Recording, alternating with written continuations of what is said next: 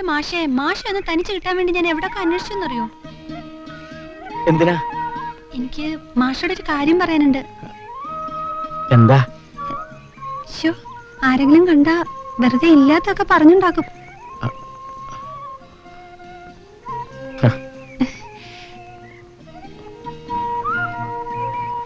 മാഷിന് ബുദ്ധിമുട്ടാവോ? ഇല്ല. ചിലപ്പം ബുദ്ധിമുട്ടായാലോ? പിന്നെയൊന്നും പറയരുത്. ഇല്ല. അയ്യേ മാഷേ,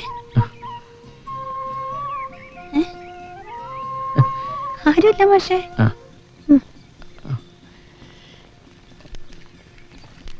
ആരുമില്ല മാഷേ. വായിച്ചു നോക്കൂ.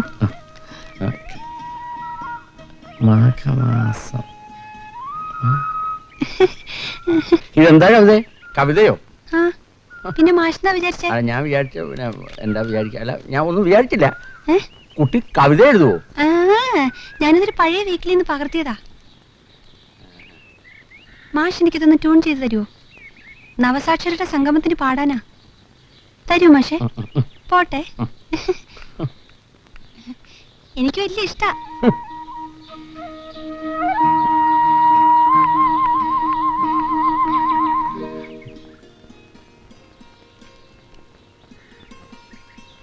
ഇത്തവണ നാളികേരം വളരെ കുറവാണല്ലോ രാവുണ്ണി. നാളികേരം എണ്ണക്കുരുവായി അംഗീകരിച്ചോണ്ട് ഉള്ളതിന് നല്ല വില കിട്ടും.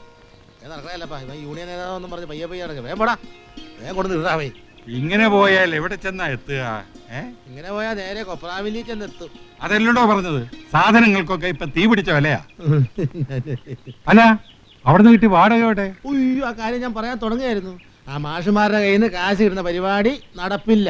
എന്താ പിന്നെ അവർ ഇറക്കി വിട്ടാരേ? അങ്ങനെയത് നമ്മുടെ മോളെ കോളേജ് പഠിക്കുന്ന മാഷുമാരല്ലേ.